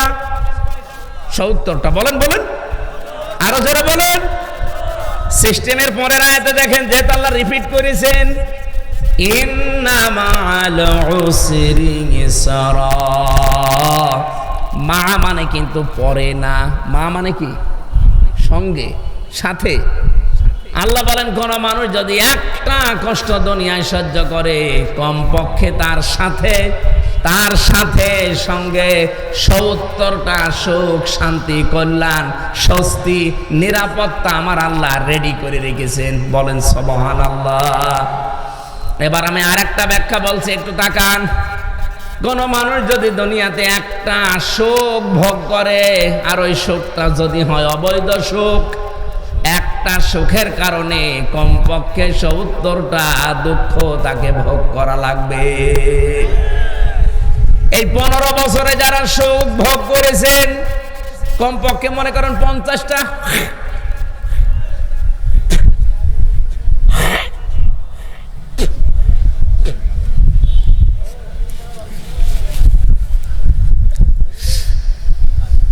যারা অবৈধ শোক ভোগ করেছিলেন এই 15 বছরে, আপনি হিসাব করে বলেন 50টা শোক আপনি ভোগ করেছেন। শোক বোঝেন?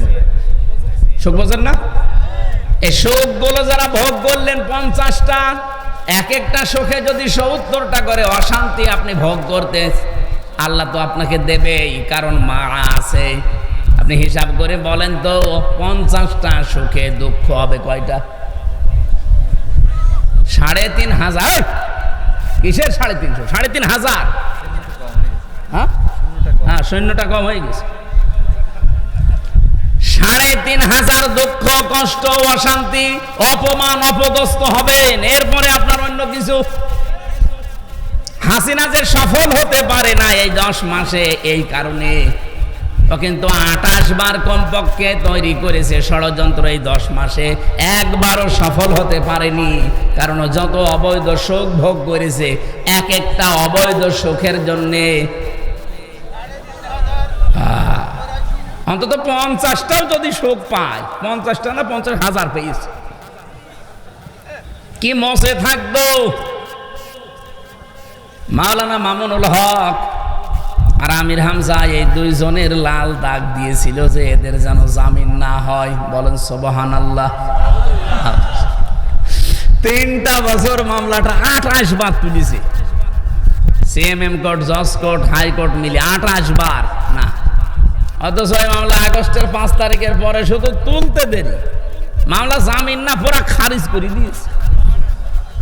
আমি খাস কামরায় গিয়েছিলাম জজের, যে বললাম, মাননীয় জজ সাহেব, আপনি 3 বছর তো আপনার কাছে মামলা ছিল, তখন তো আপনি কিছু বললেন না, আর আজকে বলছেন যে এই মামলায় তো কোনো মাল ম্যাটারেস নেই, কি দিয়ে বিচার করবো, যা খারিজ করে দিলাম।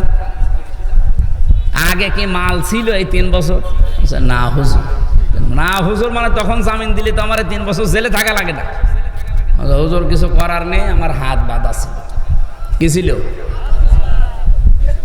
1628 জন মানুষ বাংলাদেশে দায়িত্বে আছে, এখনো আছে। শুধু ওই মহিলাটার হাত শুধু খোলা ছিল, তাছাড়া বাকি এই দেশের 1627 জন মানুষের হাত সব বাঁধা ছিল। ও কাওয়া কাকুরও হাত বাঁধা ছিল। ও কাওয়া কাকে কা করতো, ও যদি একটু ডান থেকে বামে যায়, ও কাওয়ার গোষ্ঠীও শেষ করে দিত। যেই কয়জন ছিল আমি তো দেখেছি, সবগুলোর হাত বাঁধা, কেউ কিছু পারবে না, সব আল্লাহর ওলি বলি দেবে। তারপর আমরা চাই আগামীতে দেশ যারাই নেবেন, কে নেবেন আমরা জানি না, যারাই নেবেন 1628 জন মানুষ দায়িত্বে থাকবে, কারো হাত যেন এভাবে বাঁধা না থাকে, সবার হাত থাকবে আবু সাইদের মতো খোলা। এক আচান কারা কারা দেখে, লিল্লাহে তাকবীর।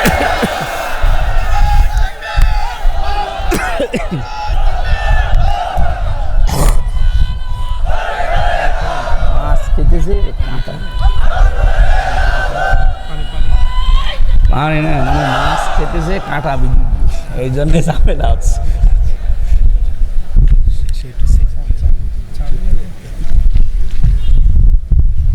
এই আর কয় মিনিট সময় দেবেন বলেন তো? আমার এখন মাহফিল কম তো, 2-5 ঘন্টা অসুবিধা, কিন্তু আপনাদেরকে যে উদ্দেশ্যে এরা নিয়ে এসেছে, এই মাহফিলটা আজকে ছিল আমার চৌগাছা বাজারে। ওখানে আল্লাহর ওলিরা কি করেছে আমি জানি না, এই আমার ভাইয়ের সাথে চাকরি করে, ইনি কিভাবে কায়দা করে এখানে নিয়েছে আমি জানিও না। আজকে দুপুরবেলা জানলাম যে মাহফিল আমার এখানে।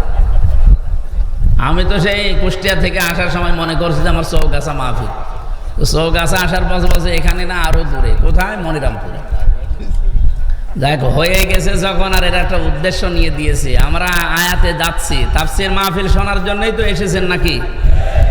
অন্তত আর কিছুক্ষণ সময় চাচ্ছি আপনাদের কাছে, কিন্তু ওরা বারবার এই যে পেছন দিক থেকে একটু গোতা দিচ্ছে, দেখছেন না? মাওলানা সেলিম জাহাঙ্গীর সাহেব, ওনারা টাকা পয়সা চায়। আর আপনারা যারা এসেছেন, আপনারা তো টাকা দেওয়ার জন্য আসেননি, ওয়াজ শোনার জন্য এসেছিলেন। কি করব বলেন? তাহলে মাছ খেতে চাইনি ছাতাই কারণ, গলার ভেতর কাঁটা বেঁধে যা ঝামেলায় আছে। কে কে করবেন বলেন? টাকা দেবেন নাকি মাহফিল চালাবো? দেবেন? ভেতরে কি ব্যাগ দিয়েছিলেন? ব্যাগ তো দিয়ে দিয়েছে, আবার কি কিভাবে টাকা চাবো? আমি তো টাকা কালেকশন করতে পারি না।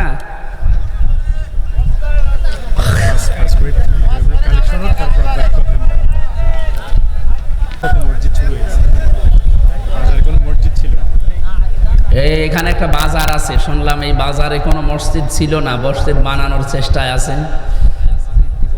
কোরআনে কারিম এবং হাদিসের ভাষা আমি যতটুকু বুঝি, মান বানা লিল্লাহি মাসজিদান বানাল্লাহু লাহু বাইতান ফিল জান্নাহ, এটুকু তাকান। একবারে পুরা 2 তলা 3 তলা মসজিদ করে দেওয়া লাগবে, এটা হাদিস না। হাদিস হচ্ছে মান বানা লিল্লাহি মাসজিদান, যে ব্যক্তি একটা মসজিদ বানাবে। মসজিদ মানে কি? একটা সেজদার জায়গা, একটা টাইলসের জায়গা, এটাও একটা মসজিদ।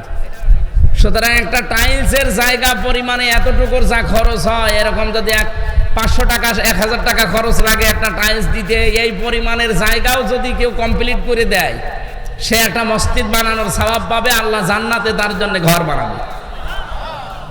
একেবারে পুরাটা 2000 স্কয়ার ফিট বানিয়ে ছাদ করে দেওয়া লাগবে, এটার নাম মসজিদ না, ওটা তো কমপ্লিট। আপনি শুধু একটা টাইলসের জায়গা পরিমাণ একটা মানুষ সেজদা দিতে পারে, এতটুকু জায়গার যে খরচপাতি আছে এতটুকু দিয়ে দিল। জায়গা আছে মসজিদের? কলম পর্যন্ত ওঠানো হয়ে গেছে, শুধু একটা সেজদার জায়গা কমপ্লিট করার মতো অর্থ আপনি দিয়ে দেবেন। এখন না পারলেও এসে দিয়ে দেবেন। আপনি একটা নিয়ত করে রাখেন, কারণ এই উদ্দেশ্যে আজকের এই অনুষ্ঠানটা দেওয়া, নয়তো এই অনুষ্ঠানটা এই গরমের ভেতরে দিত না। আপনাদের বারবার বলছে তো, এই জন্য আপনারা একটু চেষ্টা করেন। একটা সেজদার জায়গা বানাতে যা লাগে, 2টা টাইলস হলে একটা সেজদার জায়গা হয়ে যায়। অন্তত এই পরিমাণের যে খরচ আছে, আপনারা একটু নিয়ত করে, হয়তো 500 700 1000 মতো লাগবে, আপনারা দিয়ে দিন। 50-60 জন যদি এইভাবে করেন, দেখেন জায়গাটা কমপ্লিট হয়ে যাবে। কিয়ামত পর্যন্ত এখানে সেজদা চলতেই থাকবে ইনশাআল্লাহ। হযরত ইব্রাহিম আমাদের জাতির পিতা, সূরা মরিয়মের 41 নম্বর আয়াত যেটা আমরা তেলাওয়াত করেছিলাম, আল্লাহ রাব্বুল আলামিন বলেন, ওয়াযকুর ফিল কিতাবে ইব্রাহিম ইন্নাহু কানা সিদ্দীকান নাবিয়্যা। স্মরণ করো, আমি ইব্রাহিম নবীর আলোচনা আমার এই কিতাবের ভেতরে আপনাকে আমি করে শোনালাম। নিশ্চয় সে ছিল সিদ্দিক এবং নবী। এই 2টা গুণ আমাদের জাতির পিতা ইব্রাহিম আলাইহিস সালামের আল্লাহ বর্ণনা দিলেন। এবার আসেন, ওনাকে আল্লাহ যে কিতাবের ভেতরে বর্ণনা করে আমাদেরকে শুনিয়েছে ইব্রাহিম নবীর কাহিনী, সেই কিতাবের নাম হচ্ছে কোরআন শরীফ। সেই কিতাবের নাম কি? আরো জোরে বলে। যে কোরআনে কারিম থেকে আমরা কথা শোনার জন্য অলরেডি বসে আছি। আজকে যে আয়াত পড়েছিলাম সূরা ইব্রাহিমের 6 নম্বর আয়াত, রব্বুল আলামিন জানিয়েছেন, কিতাবুন আনজালনাহু ইলাইকা লিতুখরিজান নাসা মিনাজ যুলুমাতি ইলান নূর। হে নবী, এই কিতাব আমি আপনার প্রতি এই জন্য নাজিল করলাম, এই কিতাব দিয়ে আপনি মানুষদেরকে অন্ধকার থেকে আলোর দিকে নিয়ে আসবেন। তাফসিরে মুফাসসিরিন ইকরাম ব্যাখ্যা করেছেন, এখানে যুলুমাত বহু বচন দিয়ে আল্লাহ বুঝিয়েছেন, দুনিয়ায় যত শিরিক, বেদাত, কুফর এবং মানুষের তৈরি করা আইন কানুন আছে, সব আল্লাহর ভাষায় অন্ধকার। আপনারা জ্ঞানী মানুষ, বিচক্ষণ মানুষ, বুদ্ধিমান মানুষ, একটু বুদ্ধি কাজে লাগান, মাথাটা ঠান্ডা করে কাজে লাগান। দুনিয়ায় যত শিরিক আছে, বেদাত আছে, কুফর আছে, এগুলো আল্লাহর ভাষায় সব অন্ধকার। বিশেষ করে মানুষের তৈরি করা আইন আর কানুন, এগুলো সব অন্ধকার। এখান থেকে চলে যাবেন, এখান থেকে মানুষদেরকে বের করে তিনি আলোর দিকে নিয়ে এসেছিলেন। এখানে আলো বলতে যে বিষয়টা আমরা তাফসিরে পেয়েছি, তার নাম ইসলাম। জোরে বলেন সুবহানাল্লাহ। সুতরাং আমরা এই একই কাজ এখন করছি। আল্লাহর কসম, আমরা এই দেশে যারা একামতে দিনের দায়িত্ব মন থেকে পালন করি, আর এই কাজে যারা জড়িত আছি, তারাও মানুষদেরকে অন্ধকার থেকে বের করে আলোর দিকে, ইসলামের দিকে আমরা আনতে চাই। আপনি যাই মনে করেন না কেন, যদি মনে করেন না এটা ওদের দুনিয়ার কাজ, এটা রাজনীতি, এটা ধর্ম, ব্যবসা, যা মনে করেন, আমার অসুবিধা নেই। আমি কোরআন থেকে যেটা পেয়েছি, মানুষের তৈরি করা আইন কানুন এগুলো সব অন্ধকার। শিরিক এটা অন্ধকার, বেদাত এটা অন্ধকার, কুফরি এটা অন্ধকার, জুলুম এটা অন্ধকার। এখান থেকে মানুষদেরকে বের করে আমরা আলোর দিকে, ইসলামের দিকে নিয়ে আসতে চাই, শান্তির ধর্ম যেটা। অমাইয়াবতাগি গায়রাল ইসলামি দীনান ফালাই ইউকবালা মিন ওয়া হুয়া ফিল আখিরাতি মিনাল খাসিরিন। আল্লাহ পাক বলেন, পৃথিবীতে কোনো মানুষ যদি ইসলাম বাদ দিয়ে অন্য কোনো ধর্ম, অন্য কোনো নিয়ম নীতি, অন্য কোনো দিন তালাশ করে, সে জীবনেও আল্লাহকে খুশি করতে পারবে না। এমনকি তার জীবনের কোনো ইবাদত বন্দেগী কবুল হচ্ছে না, হবে না। বলেন নাউজুবিল্লাহ। আশা করছি এই কথাটা আপনি অন্তরে গেঁথে বাড়ি নিয়ে যাবেন। ইসলাম বাদ দিয়ে কোন নিয়ম নীতি মেনে আল্লাহ পর্যন্ত যাওয়া সম্ভব না, সে যে নিয়ম নীতি হোক। আল্লাহ পাক বলেন, আমার এই কিতাবের ভেতরে ইব্রাহিম নবীর কাহিনী তোমাদেরকে শোনালাম। এক নম্বরে তিনি সিদ্দিক ছিলেন। সিদ্দিক কাকে বলে? আমরা বাংলাদেশে অনেকেই মনে করি সিদ্দিক মানে যে সত্য কথা বলে সে সিদ্দিক। না, শুধু সত্য কথা বললেই মানুষ সিদ্দিক হয় না। শুধু সত্যবাদীদের সাথে থাকলেই সিদ্দিক হওয়া যায় না। সিদ্দিক হচ্ছে সত্যকে সত্য জানার পর যারা দ্বিধাহীন চিত্তে সব কিছুকে পেছনে ফেলে যারা মেনে নিতে পারে, এরাই আল্লাহর কাছে সিদ্দিক। আর সত্যকে সত্য জানার পরে অনেকে দুনিয়ার ফেরেবে পড়ে মানতে চায় না। সত্যকে সত্য জানার পরে অনেকে বিভিন্ন প্রভাব প্রতিপত্তি, বিভিন্ন কারণে তারা সত্যকে গ্রহণ করতে চান না। আপনার বিবেকে কি বলে আসলে সত্য কোনটা আপনি কিন্তু বুঝে ফেলেছেন, আপনি জানেনও। এরপরও বিভিন্ন পিছুটানের কারণে যারা মানতে চান না, গ্রহণ করতে চান না, আপনি যতই সত্য কথা বলেন সিদ্দিক হতে পারবেন না।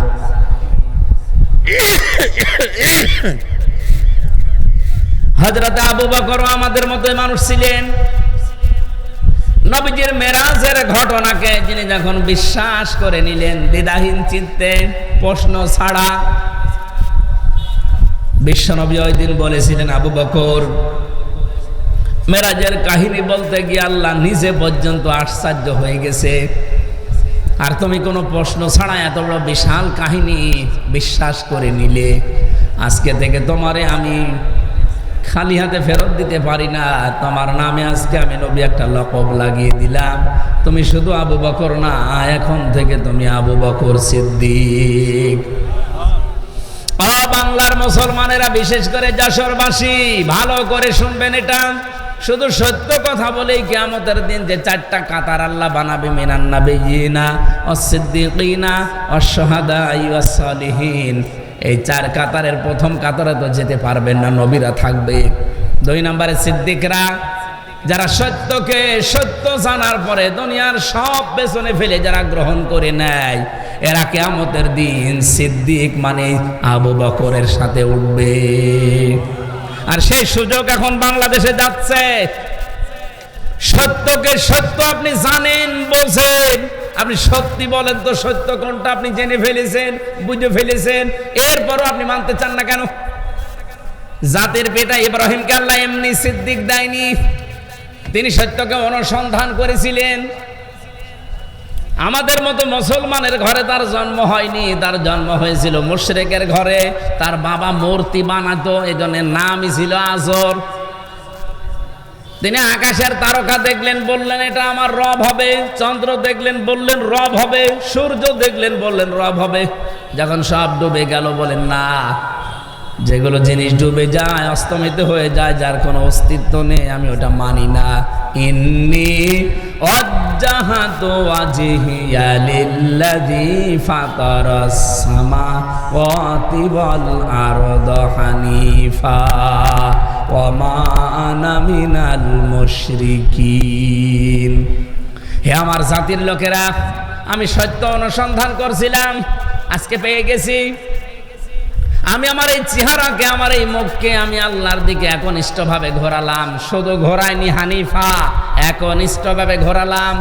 অমান মিনাল মুশরিকিন, আমি কিন্তু আর মুশরিক না। আমি শিরিক করি নাই, করিও না, আমি মুশরিক না। তিনি সত্য অনুসন্ধান করে, খোঁজ করে পেয়ে গ্রহণ করেছিলেন। আর আমরা তার সন্তান দাবি করি। জাতির পিতা ইব্রাহিমকে যারা বিশ্বাস করি তাদের চোখে আঙ্গুল দিয়ে সত্য দেখানোর পরও মানতে চায় না। আমার কথার অর্থ আমি মনে হয় আপনি বুঝে ফেলেছেন। এরপরও যদি না বোঝার ভান করে থাকেন, এদিকে আসেন, আসেন, কানের নিচে এমন জোরে দুইটা দেব আপনি সব বুঝে ফেলবেন। এত বাংলায় বলার পরও বলে বুঝি না। ৭৩টা দল কাজ করছে বাংলাদেশে। সত্য দল কোনটা আপনি কিন্তু সব জানেন, সব বোঝেন, এরপরেও আপনার পিছু টানের কারণে আপনি মানতে পারেন। আপনি ঠিক না বললেও এটাই ঠিক। আপনি জানেন না ৭৩টা দল এই দেশে দিন কায়েম যদি হয়, কারা দিন কায়েম করে টিকিয়ে রাখতে পারবে এই ৭৩টা দলের ভেতরে? আপনি জানেন না? কাদের একেবারে ইউনিয়ন পরিষদ থেকে শুরু করে সংসদ, আন্তর্জাতিক জীবন পর্যন্ত চালানোর সব জায়গায় যোগ্যতা সম্পন্ন লোক কাদের হাতে আছে, কাদের কাছে দিলে দেশটা নিরাপদ থাকবে, বিক্রি হবে না, সব আপনি দেখেছেন, জানেন, আপনি বুঝতেছেন, কিন্তু পেছনের টানের কারণে আপনি মানতে পারেন না। আপনি সত্যকে সত্য জানার পরও মানতে পারেন না। কিয়ামতের দিন আবু বকরের সাথে এই কাতারে উঠতে পারবেন না। ইব্রাহিম নবীকে আল্লাহ প্রথম গুণ দিয়েছেন, তিনি সিদ্দিক ছিলেন। সত্যকে সত্য জানার পর আর বাবা মার দিকে তাকান নাই, গোষ্ঠীর দিকে তাকান নাই, বংশের দিকে তাকান নাই, জাতির দিকে তাকান নাই, বলেছেন হানিফা, সব দিক থেকে মুখ ফেরালাম, আমি একনিষ্ঠভাবে আল্লাহর দিকে ঘুরলাম। আজ সেই সময় এসেছে বাংলাদেশে ইব্রাহিমের সন্তান যারা দাবি করেন, সত্যকে সত্য জানার পরে গ্রহণ করতে গেলে অনেক কিছু আপনার ছাড়া লাগতে পারে। আপনার বংশের লোক বেজার হতে পারে, দলের লোক হয়তো বেজার হতে পারে, এই কথা বলেন না কেন? কিন্তু সব কিছু ছেড়ে ইব্রাহিম নবীর মতো হানিফা প্রতিদিন এই দোয়াটা জায়নামাজে বসে বসে পড়ে, ইন্নী ওয়াজ্জাহাতু। কি জায়নামাজের দোয়া? এটা আল্লাহু আকবার বলার পরে এটা বলার নিয়ম। আর আমরা এই আল্লাহু আকবার বলার আগে ইন্নী ওয়াজ্জাহাতু ওয়াজহিয়া লিল্লাযী পড়ে নিয়ে তারপরে নাওয়াইতু আন উসাল্লি আল্লাহু আকবার। কেন? এটার নিয়ম হচ্ছে আল্লাহু আকবার বলবেন, এরপরে আপনি দাঁড়িয়ে বলবেন ইন্নী ওয়াজ্জাহাতু ওয়াজহিয়া লিল্লাযী, আমি সব দিক থেকে মুখ ঘোরালাম, আসমান আর জমিন যিনি উদ্ভাবক, আমি তার দিকে মুখ ঘুরিয়েছি একনিষ্ঠভাবে। আমি জানি আমার এই মুখ ঘোরানোতে অনেকে বেজার হবে, আমার পরিবার হয়তো মানবে না, আমার বংশের লোকরা উল্টাপাল্টা কথা বলবে, এতদিন যেই মতে ছিলাম পথে ছিলাম তারা দেখতে পারবে না, না পারুক। আমার বাবা ইব্রাহিম যেভাবে ঘুরেছে আমিও ঘুরলাম। কিয়ামতের দিন আমি এই সিদ্দিকদের কাতারে উঠতে চাই। উঠতে চান না?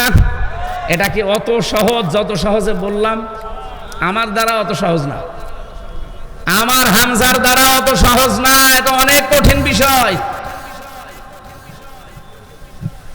এই জন্য তাওবার যে ব্যাখ্যা করতে আরম্ভ করেছিলাম, খালি আমরা অপরাধ করি একজনের কাছে আর একজনের কাছে স্বীকার করি হবে না। যেখানে অপরাধ করেছেন, যদি বোর কাছে অপরাধ করেন বোর কাছে স্বীকার করেন, যদি স্বামীর কাছে অপরাধ করেন স্বামীর কাছে স্বীকার করেন। 2 নম্বরে কি? অনশোচনা করা, অনতপ্ত হওয়া।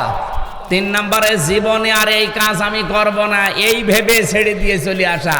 এই 3টা যখন মানুষ মানবে এটার নাম তাওবা। আর তাওবা করলে কি হয়? ফাউলাইকা ইউবাদদিলুল্লাহু সাইয়্যাতিহিম হাসানাত। শুধু গুনাহ মাফ না, পুরা জীবনে যত গুনাহ ছিল সব আল্লাহ ফাঁকা করে দেয়, ওই ফাঁকা জায়গাটা আল্লাহ নেকি দিয়ে ভরাট করে দেয়। তো এই তাওবা এমনি এমনি হবে? এখন সেই সুযোগ চলছে, আশা করছি আপনি এই তাওবা করবেন। এতদিন যার কাছে যে অপরাধ করেছেন যদি সুযোগ থাকে তার কাছে যে স্বীকার করে নেবেন, মাপ চাবেন। 2 নম্বরে মনে মনে অনুশোচনা করবেন, অনুতপ্ত হবেন। 3 নম্বরে জীবনে আর এরকম পথে এই রাস্তায় আমি আর আসবো না, এরকম দৃঢ় সিদ্ধান্ত নিয়ে যারা থাকতে পারে ওদের পেছনের অপরাধ আল্লাহ আর রাখে না, পুরাটা পাল্টিয়ে নেকি দিয়ে ভরাট করে দেয়। যারা এই যে পরকীয়া প্রেমী আছেন, নিজের বউ বাদ দিয়ে অন্যের সাথে লাইন করেন, বা নিজের স্বামী বাদ দিয়ে অন্যের সাথে লাইনই আছেন, এখন তওবা করা লাগবে। এই মুহূর্তে এরকম অবৈধ নাম্বার যাদের আছে নাম্বারগুলো ডিলিট করে দেন। কারা কারা করবেন হাত তোলেন তো দেখি। এই এলাকায় তো এসব 2 নম্বর কাজ নেই, আলহামদুলিল্লাহ। যদি কেউ এরকম 2-1 থেকে থাকেন নাম্বার ডিলিট করে দেন আর অনুশোচনা করেন, অনুতপ্ত হবেন, রাতের বেলা একা একা কাঁদবেন। 3 নম্বরে বলবেন জীবনে আর এরকম এই নাপাক রাস্তায় আমি আর যাব না। কারা কারা পারবেন এই সিদ্ধান্ত নিতে? হাত তুলুন। চালাক আছে তো। এটা তো গাজী অ্যাডভোকেট এনামুল হকের এলাকা না? উনি তো উকিল মানুষ, খুব চালাক। আপনারাও এরকম চালাক, আপনারা হাত তুলতে রাজি না। বাংলাদেশে যতগুলো মানুষ, আমার মনে হয় যতগুলো মানুষ এই দেশে লেখাপড়া জানা মানুষ যারা এমপিতে দাঁড়িয়েছে সারা বাংলাদেশ মিলে, সে যে দল থেকে, যদি আপনি 100 জনের তালিকা করেন, এই 300 এমপির ভেতরে অ্যাডভোকেট গাজী এনামুল হক তার ভেতরে অন্তত 100 জনের ভেতরে একজন এরকম একটা যোগ্য মানুষ এই জেলায় এবং কি এই থানায় বাড়ি ওনার, এই মনিরামপুরের সন্তান। আল্লাহ রাব্বুল আলামিন সে তাকে যদি ওই জায়গা পর্যন্ত পৌঁছিয়ে দেন আপনাদের মাধ্যমে, যেহেতু আইন বিশেষজ্ঞ, সারা জীবন আইনের ব্যবসা করছে, আইন সংক্রান্ত বিষয়গুলো তার ভালো তো আয়ত্ত আছে, সে কাজ করতে পারবে এবং সে সুযোগ আল্লাহ যেন আপনাদের মাধ্যমে তারে করে দেন, বলেন আমিন। সম্মানিত ভাইরা, আমরা 2 নম্বর গুণ পেয়েছিলাম নবী ইব্রাহিমের। তিনি শুধু সিদ্দিক ছিলেন না, তিনি নবী ছিলেন। কি ছিলেন? নবী মানে কি? নবী শব্দটা নাবা থেকে এসেছে। নাবা শব্দের বাংলা অর্থ হচ্ছে সংবাদ। এই যে সংবাদ পড়ে না, সংবাদ আপনি ইংরেজিতে লেখেন তো দেখেন কি হয়, নিউজ। কি হয়? NEWS। আমার মনে হচ্ছে এই শব্দটা আমি একটু মিলিয়ে দেখেছি, এই নিউজের ভেতরে তামাম দুনিয়া আল্লাহ সবের ভেতরে ঢুকিয়েছেন। এন দিয়ে আপনি যদি নর্থ ধরেন, ই দিয়ে ধরি ইস্ট ধরেন, ডাব্লু দিয়ে ওয়েস্ট ধরেন, এস দিয়ে সাউথ ধরেন, তাহলে আর কোন জায়গা বাকি আছে? পূর্ব পশ্চিম উত্তর দক্ষিণ চারিদিকে আমার আল্লাহ যত খবর আছে সব খবর ইব্রাহিম আলাইহিস সালাম এরকম নবী যত আল্লাহ পাঠিয়েছিলেন সবার কাছে আল্লাহ দিয়েছিলেন। ওয়াকাযালিকা নুরি ইব্রাহিমা মালাকুতাস সামাওয়াতি ওয়াল আরদ ওয়ালিয়াকুনা মিনাল মুকিনিন। আল্লাহ বলেন এইভাবে করে আমার ইব্রাহিমকে আমি আসমান আর জমিনের মালাকুত মানে রাজত্ব, রাজ্য কিভাবে চালানো লাগে এই সিস্টেমগুলো আমি আল্লাহ তাকে দেখিয়েছিলাম, আর সে দৃঢ় বিশ্বাসীদের অন্তর্ভুক্ত। সুতরাং এমন একজন জাতির পিতা আমরা পেয়েছি। আল্লাহ পাক যত খবর, যত সংবাদ, যত নিউজ সব আল্লাহ তাকে দিয়ে দুনিয়ায় পাঠিয়েছিলেন। এজন্য তার পুরা জীবন আমি পড়ে দেখেছি, 50টা পরীক্ষা আল্লাহ তার পুরা জীবনে নিয়েছেন। তার ঈমান সম্পর্কে পরীক্ষা পেয়েছি পুরা কোরআনে আমি 10টা, আমল সম্পর্কে পেয়েছি 30টা, আর পুরা শরীরের এই 3.5 হাত বডির ভেতরে পেয়েছি 10টা। এই 50টা পরীক্ষা পুরা কোরআনের ভেতরে আল্লাহ দিয়েছেন। জাতির পিতা আমাদের, যিনি কোনোদিন একটা পরীক্ষায়ও ফেল করেননি। আমাদের উচিত হবে তার সন্তান হিসাবে যত পরীক্ষা সামনে আসবে, এই সিদ্দিকদের কাতারে কিয়ামতের দিন যদি আবু বকর সিদ্দিকের কাতারে দাঁড়াতে হয়, এরকম পরীক্ষা আবু বকরের মতো আমাদের জীবনে আসবে না? আসবে। কারণ সংবাদ তো আমরা পাচ্ছি। হযরত ইব্রাহিম জাতির পিতা হিসাবে তিনি সংবাদ এনেছিলেন, ওই সংবাদগুলোকেই প্রতিষ্ঠিত করেছিল, কায়েম করেছিল তার সন্তান মুহাম্মাদুর রাসূলুল্লাহ। তিনি সবচাইতে বড় নবী। ওনারাও নবী ছিলেন, কিন্তু সবচাইতে বড় নবী ছিলেন আমাদের নবী মুহাম্মাদুর রাসূলুল্লাহ। আমাদের উচিত হবে তার আদর্শকে ব্যক্তি থেকে শুরু করে আন্তর্জাতিক জীবন পর্যন্ত যেখানে যেভাবে তিনি চলেছেন ওইভাবে করে, ওই যে 23 বছর 40 থেকে 63 এক সেকেন্ডও যেন আমরা বাদ না দেই, পুরাটা জীবন আমাদের এই দেশে যেন আমরা কায়েম করতে পারি, বলেন আমিন। ওয়ালাকাদ আরসালনা মূসা বিআয়াতিনা নাখরিজ কওমাকা মিনাজ যুলুমাতি ইলান নূর। আমি পাঠিয়েছিলাম মূসাকে আমার আয়াত দিয়ে, সে মানুষদেরকে বের করেছিল অন্ধকার থেকে আলোর দিকে। ওয়াযাক্কিরহুম বিআইয়ামিল্লাহ, আমি আল্লাহর বিভিন্ন দিবস তাকে আমি আল্লাহ স্মরণ করিয়েছি। এই যে দিবস স্মরণ করানো, এটা কি? তাফসীরে ইবনে কাসিরের ভেতরে আছে যত নিয়ামতগুলো আল্লাহ বিভিন্ন দিবসে তাকে দিয়েছিলেন, যেমন ফেরাউনের কবল থেকে আল্লাহ তাকে মুক্তি দিয়েছিলেন, ফেরাউনের দাসত্ব থেকে মুক্তি দিয়েছিলেন বনি ইসরাইলকে। 2 নম্বরে বিশাল সমুদ্রকে প্রাচীর বানিয়ে তাকে পার করেছিলেন। মান্না সালওয়া 40 বছর পর্যন্ত জান্নাতের খাবার খাওয়িয়েছিলেন। এরকম তার জীবনে পুরা 9টা বড় বড় নিয়ামত দিয়ে আমার আল্লাহ তাকে ভরপুর করে দিয়েছিলেন। আমার মাঝে মাঝে মনে হয় আগস্টের 5 তারিখের আগ পর্যন্ত আমরা যা ছিলাম, যত নিয়ামত আল্লাহ 10 মাসে আমাদেরকে দিয়েছে, বনি ইসরাইলদের মতো আমাদেরও আল্লাহর শুকরিয়া আদায় করা দরকার। ওরা করে নাই, ওরা ধ্বংস হয়ে গেছে। এখনো পর্যন্ত ওরা ধ্বংসের তালিকায় আছে। এই যে ইহুদি যারা মুসা নবীর উম্মত বলে যাদের দাবি করেন, এই ইসরাইল, এরা ধ্বংস হবে হয় আজ আর কাল। কারণ অভিশপ্ত এরা আল্লাহ নিজে তাদের ওপরে লানত করে বরদোয়া দিয়েছে। বলেন নাউজুবিল্লাহ। আমাদের উচিত সত্যকে সত্য জানার পরে যারা আজ মেনে নিতে রাজি না, শুধু গা গো করেন, শুধু মোড়া মারেন, এদিক ওদিকে চলে যান, প্রতিদিন আপনি নিজে নিজের ওপরে বরদোয়া দিচ্ছেন 17 বার। কয়বার? কোনটা? গায়রিল মাগদুবি আলাইহিম ওয়ালাদ-দাল্লিন, এটা বরদোয়া। প্রতিদিন আপনি বরদোয়া দিচ্ছেন রব্বুল আলামিন তাদের পথে আমাদেরকে চালাবে না, যারা মাগদুব, যারা দল্লিন, যারা গজব প্রাপ্ত এবং পথভ্রষ্ট। প্রথম নাম্বারে ইহুদি, 2 নাম্বারে খ্রিস্টান। সুতরাং নিজের প্রতি নিজে বরদোয়া হবে তখন। ইহুদি আর খ্রিস্টানরা সত্যকে সত্য জানার পরও ওরা মানে নাই। আমাদের নবী সত্য, ওরা ইনজিলে পড়েছে, ওরা তাওরাতে পড়েছে, তারপরও জানার পরও মানে নাই, হিংসা করে আর অহংকার করে। আজ বাংলাদেশে বহু ইহুদি আর খ্রিস্টানদের ঠিক ওই রকম চরিত্রের মানুষই আছে। সত্যকে সত্য জানার পরেও যারা মানতে চায় না, গ্রহণ করতে চায় না, তারা নিজেরাই নিজেদের ওপরে নামাজে দাঁড়ালেই বরদোয়া দেয়। আশা করছি আপনি কথা বুঝেছেন। এইরকম চরিত্র যেন বানাবেন না। নবী যে সংবাদগুলো নিয়ে এসেছিলেন, ওই সংবাদগুলো বাস্তবে আমাদের প্র্যাকটিক্যাল লাইফে আল্লাহ সেট করার তৌফিক দিন। মা বোন যারা এসেছেন, আপনাদের জন্য ওয়াজ হচ্ছে 5 ওয়াক্ত নামাজ যেন গাফেলতি না করে সময় মতো পড়বেন। রমজান আসলে রোজা রাখবেন, নফল রোজা যদি পারেন। মাসে সপ্তাহে 2টা আছে, এরপরে মাসে 3টা আছে। এই যে জিলহজ মাসের 1 থেকে 9 তারিখ 10 তারিখ পর্যন্ত, আরাফাতের দিবস পর্যন্ত রোজা ছিল। মহররমের 10টা রোজা আছে। এই সমস্ত রোজাগুলো আসলে সময় পেলে, সমর্থ থাকলে, শরীর ভালো থাকলে করবেন। স্বামী যাদের আছে জায়েজ কথাগুলো মেনে খুশি রাখবেন, না জায়েজ কথা মানার দরকার নেই। আর নিজের শরীরটাকে হেফাজতের ভেতরে রাখবেন, পর্দা পশিদায় রাখবেন। জান্নাতের দরজা আল্লাহ সবগুলো আপনার জন্য খুলে রাখবে।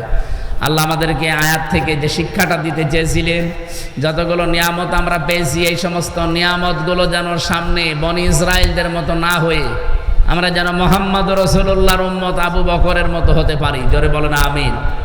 আল্লাহুম্মা আমিন। লা ইলাহা ইল্লা আনতা সুবহানাক ইন্নী কুনতু মিনাজ জালিমিন। লা ইলাহা ইল্লাল্লাহু ওয়াহদাহু লা শারীকা লা লাহুল মুলকু ওয়া লাহুল হামদ ওয়া হুয়া আলা কুল্লি শাইইন কাদির। আল্লাহু আকবার, আল্লাহু আকবার, লা ইলাহা ইল্লাল্লাহু, আল্লাহু আকবার, আল্লাহু আকবার, ওয়া লিল্লাহিল হামদ। রব্বুল আলামিন, যশোর জেলার মনিরামপুরের দিকে তাকাও। কোরআনে কারিমের কিছু কথা গভীর রজনী পর্যন্ত আমরা শুনেছি। রাত গভীর হয়ে গেছে, এই জন্য আমি শেষ করে দিয়েছি। যতটুকুই বললাম এই আয়াত থেকে, আল্লাহ কিয়ামতের দিন আবু বকর সিদ্দিকের কাতারে আমাদের দাঁড় করিয়ে দিও। এই আয়োজনে যারা শরীক হয়েছে এদেরকে মাফ করে দাও। যত মানুষ দূর দূরান্ত থেকে এসেছে, নারী আর পুরুষেরা, আল্লাহ আমাদেরকে আবু বকর সিদ্দিকের মতো বানাও। মেয়েদেরকে তুমি খাদিজাতুল কুবরার মতো বানিয়ে দাও। এলাকায় মাটির নিচে যারা ঘুমিয়ে আছে এদেরকে ক্ষমা করো। বিশেষ করে তোমার ঘর এখানে প্রতিষ্ঠা করার জন্য যারা উদ্যোগ নিয়েছে, যে যেইভাবে তাদের নিজের টাকা অর্থ সম্পদগুলো তোমাকে দিয়েছে, মেহেরবানি করে ঘরের ওসিলায় কবুল করে নাও। তোমার হাবিব জানিয়েছে, মান বানা লিল্লাহি মাসজিদান, কোন মানুষ যদি একটা মসজিদ বানায়, এখানে আমি ব্যাখ্যায় পড়েছি মসজিদ মানে একটা সেজদার জায়গাকেও মসজিদ বলা হয়। একটা টাইলসের জায়গা দেওয়ার জন্য যারা নিয়ত করেছে, আইলে 700-800-1000 টাকা হলে একটা মানুষ সেজদার জায়গা তৈরি করে ফেলতে পারে। এতটুকু সামর্থ্য যাদের দিয়েছো, যারা এই নিয়ত করে আছে, এদের নিয়তকে তুমি কবুল করে নাও। জান্নাতে এদের জন্য একটা ঘর তুমি বানিয়ে দিও আল্লাহ রাব্বুল আলামিন। আজকে যার মাধ্যমে এসেছি, তোমার এই গোলামকে কবুল করে নাও। আমি নিজে অসুস্থ, জালেমের কারাগারে 3টা বছর আমি না খেয়ে খেয়ে অসুস্থ হয়ে গেছি। মেহেরবানি করে আমার এই সুস্থতায় ফিরিয়ে দাও, আমার আগের মতো শরীর বানিয়ে দাও, কণ্ঠ তুমি ফিরিয়ে দাও, কোরআনের কথাগুলো সহজ সরল ভাষায় বলার তৌফিক দাও। আগামীর বাংলাদেশটা তুমি কোরআনের হাতে তুলে দাও। প্রশাসনের যে ভাইগুলো এসেছে আল্লাহ, নিজেদের মা বাবা আত্মীয় স্বজন স্ত্রী পুত্র ছেড়ে বাংলার বিভিন্ন প্রান্তে যারা দায়িত্ব পালন করে, এদের দায়িত্বটা ইবাদত হিসাবে কবুল করে নাও। এই মনিরামপুর থানার ওসি, টিওনো, এ জেলার এসপি, ডিসি সহ যারা দায়িত্বে আছে প্রশাসনে, সকলের ওপরে তোমার রহমত নাজিল করো আল্লাহ। বারাকাল্লাহু লানা ওয়া লাকুম ফিল কোরআনিল আযীম। জীবনের শেষ কথা যেন বলতে পারি, লা ইলাহা ইল্লাল্লাহু মুহাম্মাদুর রাসূলুল্লাহ। আসসালামু আলাইকুম।